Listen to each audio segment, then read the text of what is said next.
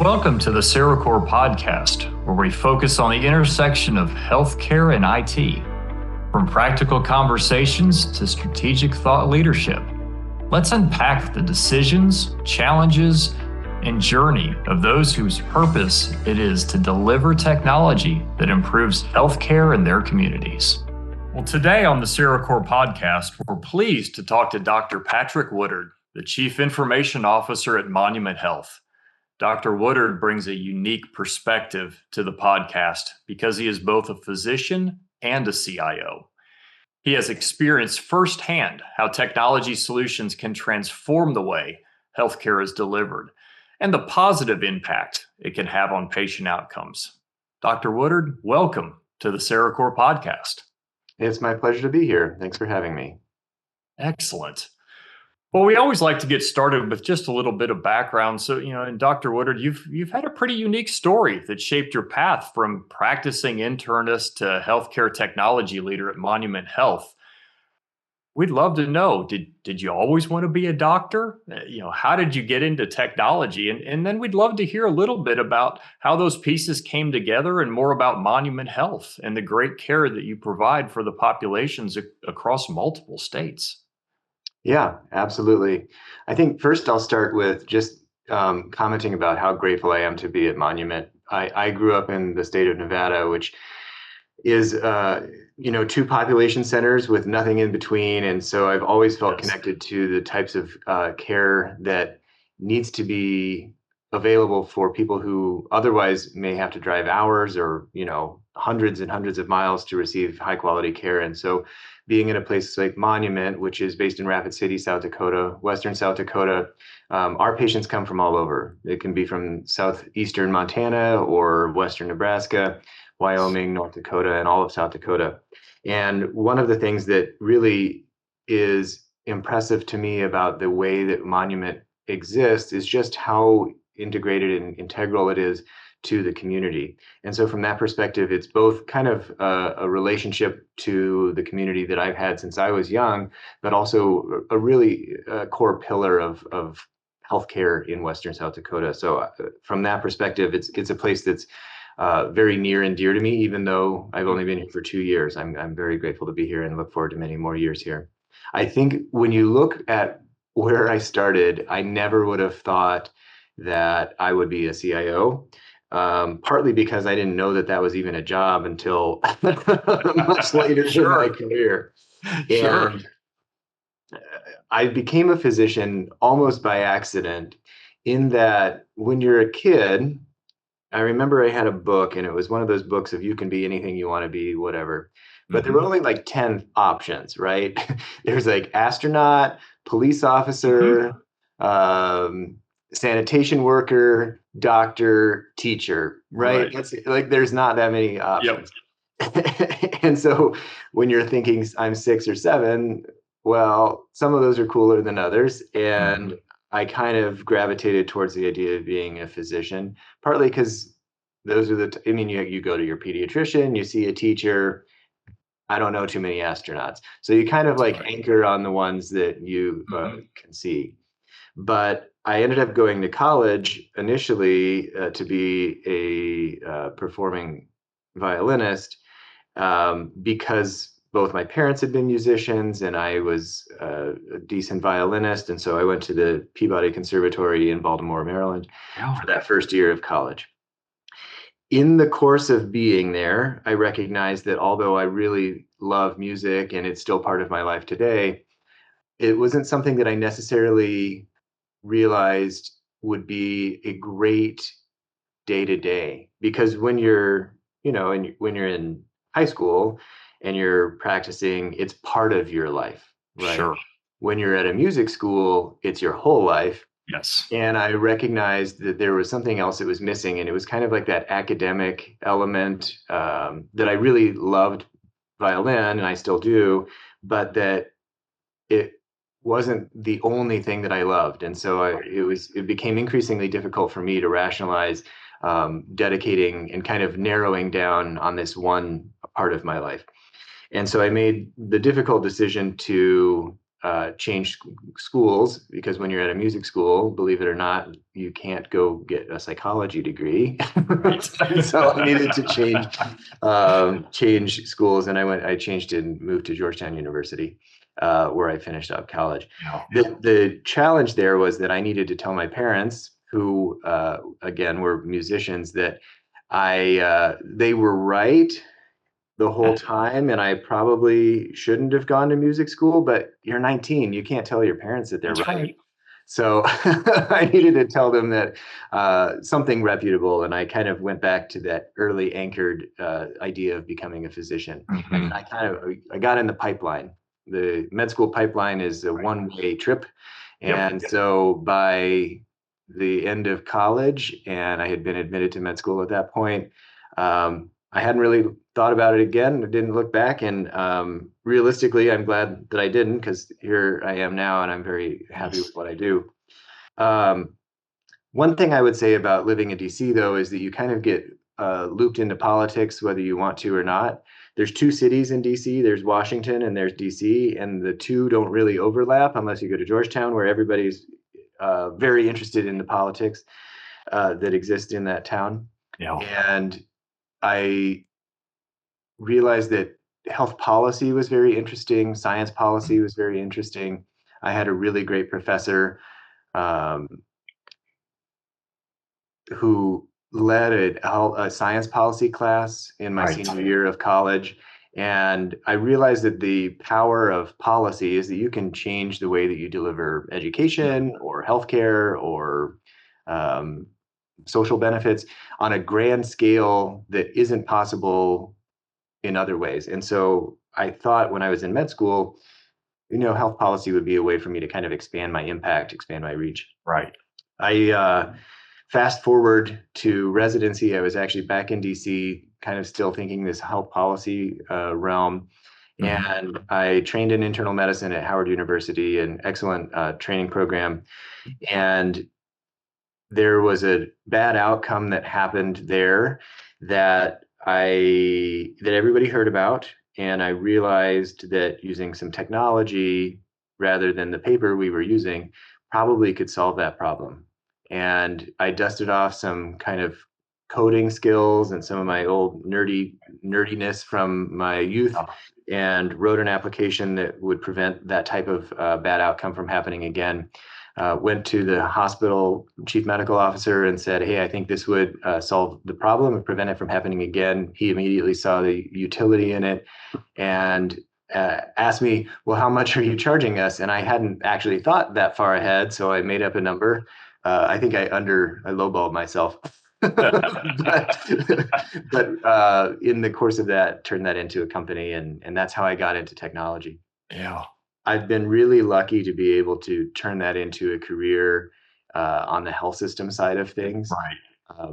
The impact that I saw in health policy, which was the ability to extend your reach beyond just the person in front of you, is what I see in technology as well. Yeah. As an internist, and I practiced as a hospitalist for many years, you go from room to room and bedside to bedside, and you're able to care for one patient at a time. And you may see 20 or 30 patients a day, but that's the max. You're really bound. And through technology, I know that the work that we do impacts the care that we have for all 500,000 patients that we have who come through the doors here at Monument Health. And I know that everything that we do to make it easier or better or faster or more human is really something that our whole teams are able to support. And I know that the impact that we're having is felt throughout the whole community. Yeah. So I'm very grateful to be able to extend my medical knowledge in that way and be able to care for the community in that way. Oh, that's fantastic, and greatly appreciate you sharing those individual journeys from where you started from to where you get to are just I think so important, and quite frankly lays the framework for then the rest of our conversation. But at the same point, what the good work that you're doing there at Monument. So I want to dig into just a little bit about some what you touched on there quite right at the end. Healthcare technology has come a long way. We were on paper, and now we've got these big things called EHRs. But it's made tremendous progress over the past years. And, as a physician, and from the conversations that you have on a day-to-day basis with providers and clinicians, what's the overall sentiment from that side of the house about today's technology? And, what are some of the challenges that really still exist that you're trying to help solve? And then really, what would you hope, or what do physicians hope that healthcare technology leaders would understand about the convergence between technology and patient care? It's a great question. I think we have to remember that 10 years ago, the vast majority of health systems were still just kind of in the midst of putting in an EHR. Right. Maybe they'd had one for lab or radiology for a bit, but they hadn't gotten to physician. Maybe they were doing physician orders, but they weren't doing documentation. And 10 years is not that long of a period of time if you're thinking about the arc of a career. So if you're most physicians come out, finish residency and their fellowship when they're in their early to mid 30s, and so they have a 30 or 35-year career ahead of them. That means that in a 10-year period, a third, maybe, let's say, of physicians can remember a time or can't remember a time without EHRs, but 2/3 of them didn't That's start right. this way. So it's a big change from where we were, even when I was in med school, documenting on even residency, frankly, documenting on paper. And the promise of the EHR was always that you'll have all the information you need at your fingertips, which is true. That's still true today. But the peril was that now you have even more information than you ever could possibly need, things that are completely irrelevant to your day-to-day practice. And by the way, the government and payers want you to follow a set of arcane rules that no one really explained to you to be able to get reimbursed for the care that you've rendered. The EHR to me is more of a speed sign, a speed limit sign, and a police officer for those types of things. And I think a lot of frustration in technology today is driven by the EHR is the thing that I see. I get mad at the cop who pulls me over and tickets me. Well, they're just enforcing the rules. The EHR is just enforcing the rules that a regulator or a payer put in place. Do we like the rules? Maybe we don't. Are they intended to provide safer, more high quality care? Probably. Or in some cases, just to reduce cost, which, is good on a societal level. On an individual patient level is maybe a little bit more challenging when you know that the right thing to do for this patient doesn't need to necessarily be hindered by a payer who wants to argue about whatever pre-authorization and what have you. I think so. To that extent, I'd say largely physicians are over their irritation of the EHR from that perspective. Right. But we're kind of into a new realm where when things should just work and things should just make sense. I sat down with one of our cardiologists recently, and we were using an AI documentation tool, which I think is a fantastic time saver. We meant to do it as a small pilot of 25 docs. Within a month, we had over 100 on it because it was just so successful, which is unusual. You don't usually, as a technology leader, you don't usually get to put something in that people like that much. So it's rewarding to know that you have something that is that useful. Right. And so I was sitting down with one of our cardiologists, and he was commenting that, it's great. It saves him some time, but it's leaving out some of the elements that he needs for his clinical practice. So as a cardiologist, especially with somebody with heart failure, you would want to know how often, for example, the patient gets short of breath when going upstairs. Can they go up 2 flights of stairs? Can they go up 6 flights of stairs? How many blocks can they walk before getting short of breath? Those are important when you're caring for someone with heart failure. And AI tool may not recognize that that's that important. It may just summarize it to they get short of breath. Most cases, that's probably useful, in fact, if I'm not specifically managing that problem. And so there is some frustration on the lack of specificity there. And so we're almost at the place where he wasn't complaining about the EHR. He wasn't complaining that the tool isn't good. He was saying almost in a way that it's too good and it's over summarizing and it can't read his mind. So if that's what we're worried about, I think we've made great progress and I'm really encouraged by that. And what I think is a challenge now for docs is how do all of these things fit together? We ask people to do more with less every day. That's been true for years. The piece is accelerating. It's becoming more and more true every minute. And to that end, every new tool that we give someone, how do those all fit together? Right. I mean, if you pick up your phone today and you look through all of the applications that you've downloaded, how many of them do you actually use? Did you just download the kind of rewards app at Qdoba once and never have looked at it since? That doesn't add any value. It's like it's just there. And I think we need to be really cautious as we think about what we're putting in front of providers. How do these all work together? Because we can't be, number one, spending money, and number two, asking people to dedicate their mind power, which should be spent on patient care or wellness or avoiding burnout or their families, and instead be asking them to figure out what does this app do. So I think we have to be really cautious as technology leaders to recognize that by and large, providers come to work every day to do a good job caring for patients. And the more kind of clutter we put in front of them, it makes it harder to really focus on the things that are truly important. Interesting. I think that's a great point, and maybe I'd love to have you expound upon that a little bit more, just even in the breadth of the overall organization too, because you've experienced kind of those all phases of technology, right? From ideation, implementation, adoption, ongoing improvement. You've talked a little bit about some of those things in the context of the physicians, but holistically, what are those barometers for success and satisfaction, for the providers, but then also for the remainder of the organization when you're looking at these types of new technologies? It's all about adoption, truly, because adoption is both the end game and also the metric.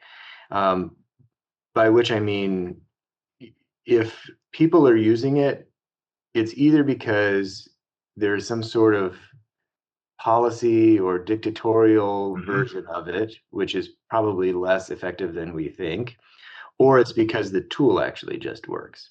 Right. And if I look at let's take the AI documentation tool. Our goal really was to replace a different tool that wasn't quite meeting our needs. And we were just hoping, frankly, to save some money for the organization because the new one was less expensive than the old one. And we can put something in for the docs that were using the old one that maybe would at least be not worse and perhaps better. And so by that metric, we hit that, day one because we were saving money, and the 4 or 5 docs who were using the previous tool now are using the new tool. That hit the mark, but I think where you're really able to see the joy come out of it is where it was so explosively successful just because of word of mouth, and that again, we had to expand the opportunity for more docs to get up on it. So in the grand scheme of things, we're actually spending a little bit more money than we were before. But our adoption is, 50x what it was before. Oh, wow. And if you think that if you want to take a lean perspective and do a time study and see how much time is being saved across the organization by using this tool, it's almost incalculably high, which is great. So adoption there to me is a proxy for everything else. Yeah. And now the tool could also not work, right? I mean, people Right. could be adopting, or maybe they're adopting things we don't necessarily want them to have, tools that help them solve a problem that we don't necessarily know about, and so they go out on their own and find something. That happens occasionally. I think it's a good opportunity for us to step back and say, well, what is the problem they're trying to solve? And is there something that Right. we either already have in place that they don't know about, or that we can expand the use of? So I think there are always opportunities to kind of, chat with your docs, hear what people are doing, chat with I mean, and I've spent a lot of time talking about physicians, but they're not our only caregivers here. Indeed. Really trying to understand what are the real challenges we're trying to solve, and what are the pieces that we can put in place to do Yeah. that. But again, I would go back to, how does this all work together? If I was chatting with a really innovative AI company the other day, but they don't really, their product asks clinicians to document both in their tool and in the Mm, EHR, and I don't I don't want to do that to my right. teams, right? To our caregivers. Why would I ask you to do double work? Maybe it's because it helps the organization. I don't know. It's a really hard sell for me. Yeah. No, that's a hard one for sure, and one that I think will. You see some of that technology wise, particularly on the onset of a technology, and then that usually goes away pretty quickly. So, and that's a great segue into talking about the fact that, guess what? It's a shock to everybody, but no technology is perfect, right?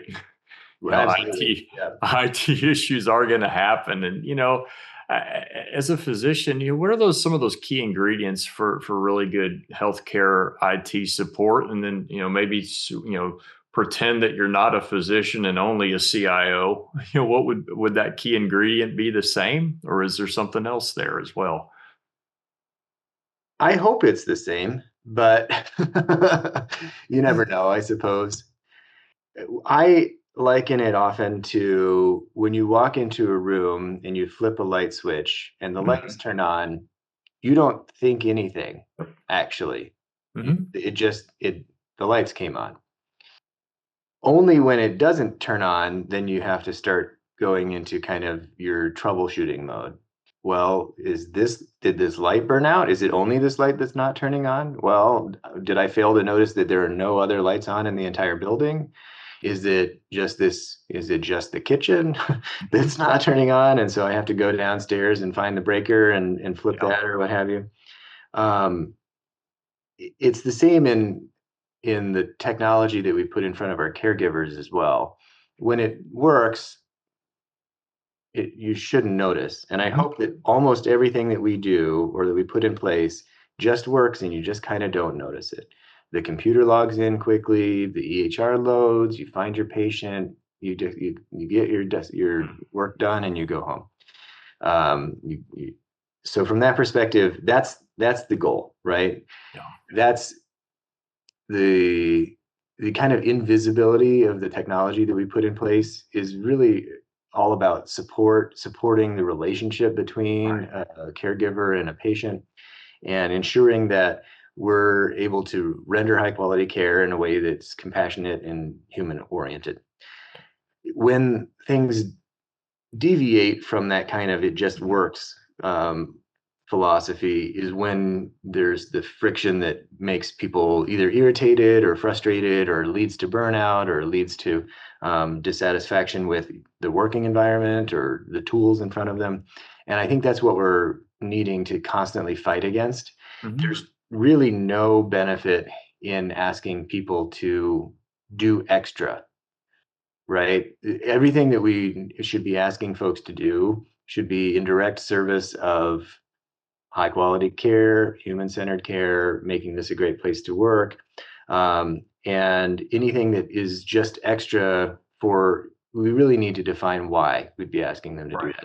that. Everyone has so much that they could be doing, and the only thing that adds value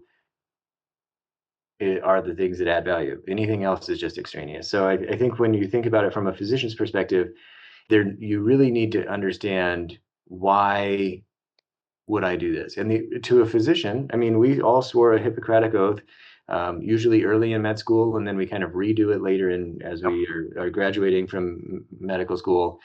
That's the perspective we come to it from, which is we should be not doing harm. We should be adding to the patient's quality of life. And it should be the same with any of the tools we do. If I have to log out into another tool to read an echo, I don't necessarily mind too much because I know that this is an imaging tool and that one's not. That's not hard for me to understand. It's pretty straightforward. If I have to then log into a second imaging app, and we don't do this, but I can imagine a scenario in which this could exist, to have an AI then read the ejection fraction and get to a better level of granularity there. Well, that doesn't make as much sense to me because those are both imaging related things. And where's the added value to the patient there? That's just, so I think it comes down to where's the value for the patient. As a CIO, taking off the doctor hat, if I'm not going to the front lines and asking those questions, then I don't know what I'm doing. You have to really be able to understand it from the people who will end up using it. Ultimately, our whole existence is based around high quality care for patients in our community. Every caregiver who works here is coming to work with that same kind of mantra to do the right thing every time, to be able to care for those folks. And so as a CIO, I need to approach it from that same perspective. I would also note, although I am a physician, I'm an internist. And although internal medicine is itself kind of a more broad discipline, I can't possibly know everything. And if I'm assuming that that I know what a gastroenterologist would need, even though it's a discipline of internal medicine, I'm making a probably false assumption. Right. And so I think I would lean on there's no way to skip the obligation of really listening to the front line, listening to your physicians and caregivers, and understanding what are the real problems in front of them, how can we solve them collectively and get there. So I think you still need to listen. Indeed. No, I think that's spot on. And, just focusing a little bit more on that concept of support. I know, our organization started working together a couple of years ago from an IT perspective. And, today we support your providers and if they have an IT issue, and work closely with your other application teams. From your perspective, what are some of the benefits of working with a partner organization around areas like that patient facing and clinical support?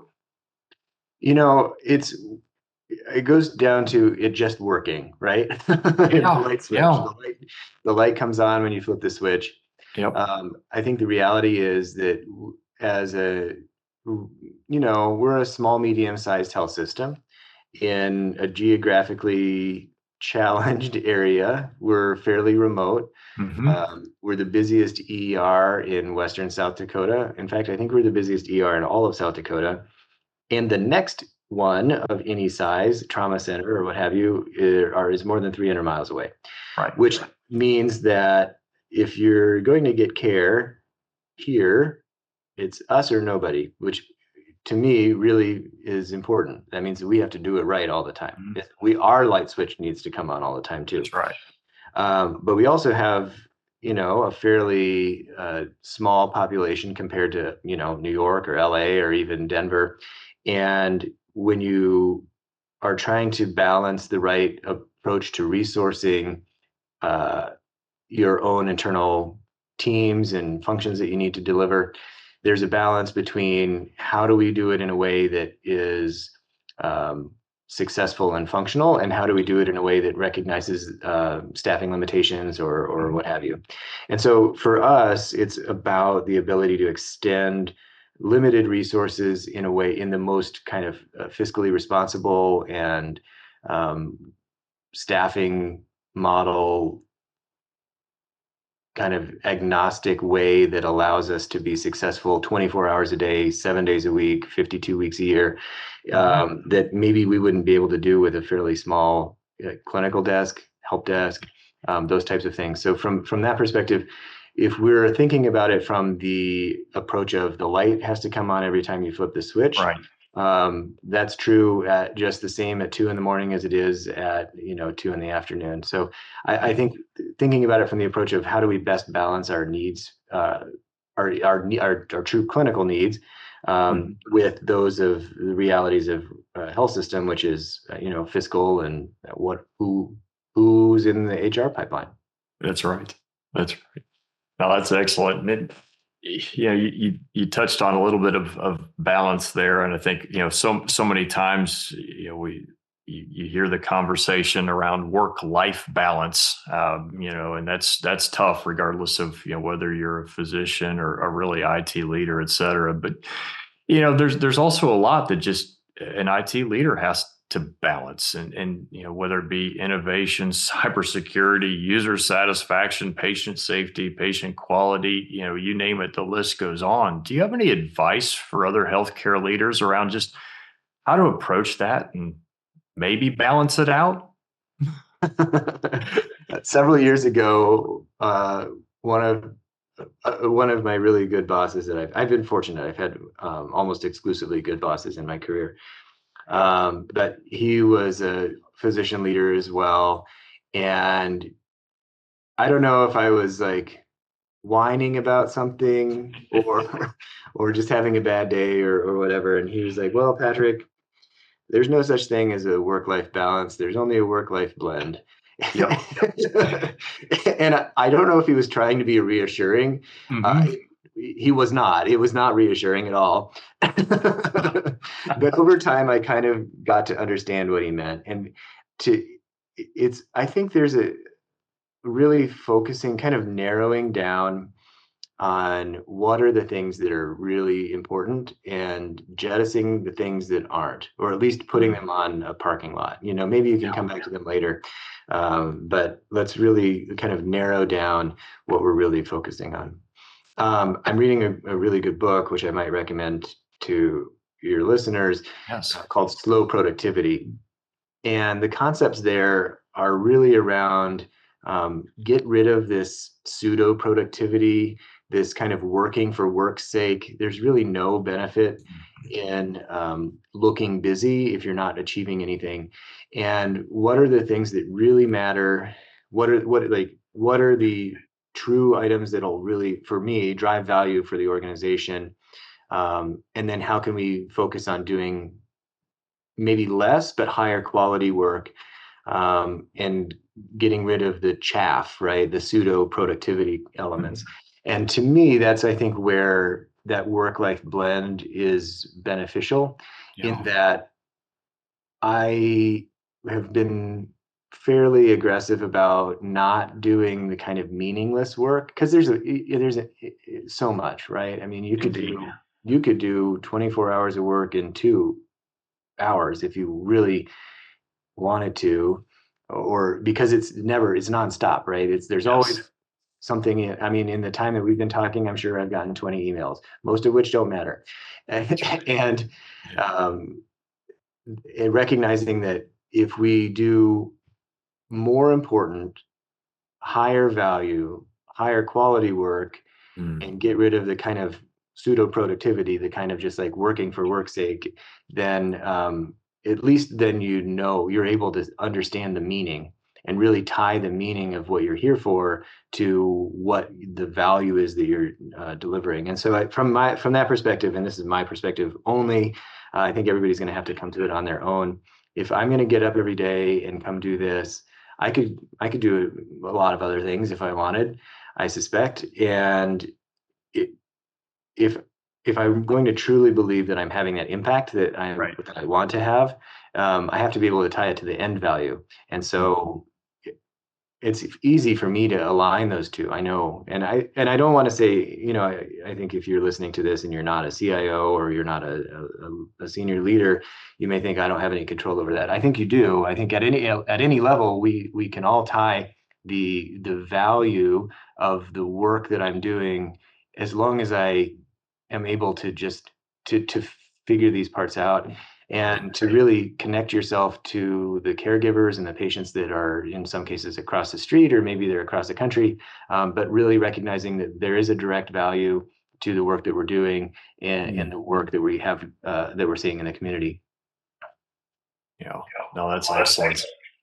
And you kind of touched on the fact that was a piece of, I guess, guidance or advice that you had given. Is there anything else or another nugget of good advice that someone shared with you, that's helped you along your career journey that you'd like to leave with our audience as well?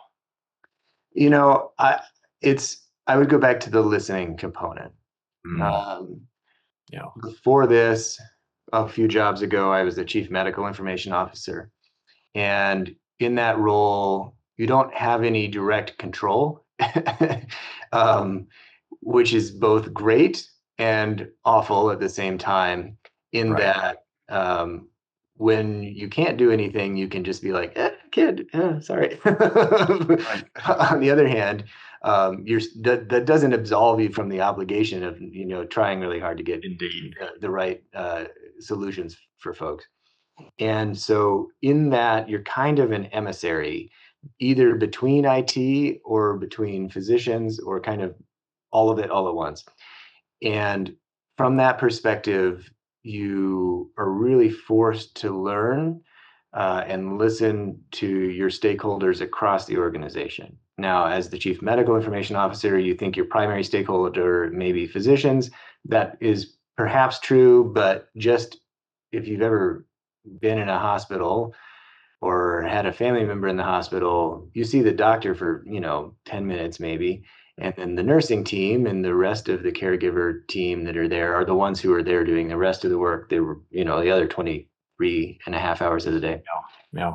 And so your true stakeholder group is all of those people, because if you fix something just for the doctors and make it worse for the nurses, number one, you're going to get hell for it, as you should. And number two, you're impacting a really small part of the care delivery system. So I learned early that you must listen to everyone across the entire spectrum and take into account all of those perspectives. And so bringing together a cross-functional collaborative team, I don't think has ever ended up with a worse outcome than doing something in a vacuum.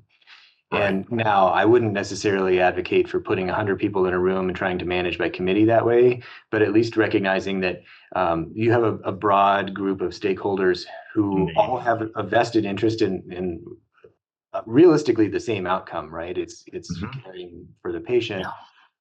But recognizing that you have one viewpoint and you may have many correct answers, but you don't have the whole viewpoint. And so you're obligated as a leader to listen to those others and kind of put the pieces together in a way that makes sense, and recognizing that you may be wrong, and that's okay, as long as you're pulling all of the other pieces together and coming up with something that actually works better for everybody. So from that perspective, I think it really goes back to listen more, listen frequently, and recognize that the group of stakeholders that you're impacting is much larger than you think almost every time.